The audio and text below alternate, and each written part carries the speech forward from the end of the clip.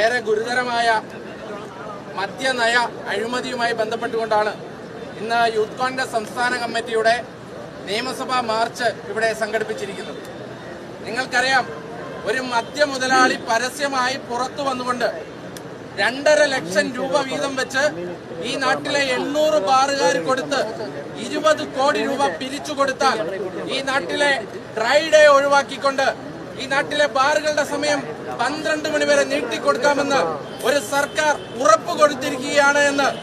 ഈ നാട്ടിലെ 10-20 ബാർ നടത്തുന്ന ഒരു ബാർ മുതലാളി അവരുടെ വാട്സപ്പ് ഗ്രൂപ്പിൽ കൊടുത്ത സന്ദേശം നമ്മൾ കണ്ടതാണ്. അതിനുശേഷം പ്രാരംഭഘട്ടത്തിലെ ചർച്ച പോലും ഇതുമായി ബന്ധപ്പെട്ട് നടത്തിയിട്ടില്ല എന്ന് കള്ളം പറഞ്ഞ MP രാജേഷും മുഹമ്മദ് റിയാസും അവരുടെ ഡിപ്പാർട്ട്മെന്റുമായി ബന്ധപ്പെട്ടുകൊണ്ട് സൂം മീറ്റിംഗ് വിളിക്കുകയും അതിനകത്തിട്ട് ബാർ മുതലാളിമാരെ ക്ഷണിക്കുകയും ഈ മദ്യ നയത്തിൽ വരുത്തേണ്ട മാറ്റങ്ങളെ കുറിച്ച് ചർച്ച ചെയ്ത കാഴ്ചയും നമ്മൾ കണ്ടതാണ്. ഇത്ര നഗ്നമായി ഈ നാട്ടിൽ അഴിമതി നടത്തുകയും ആ അഴിമതിക്ക് വേണ്ട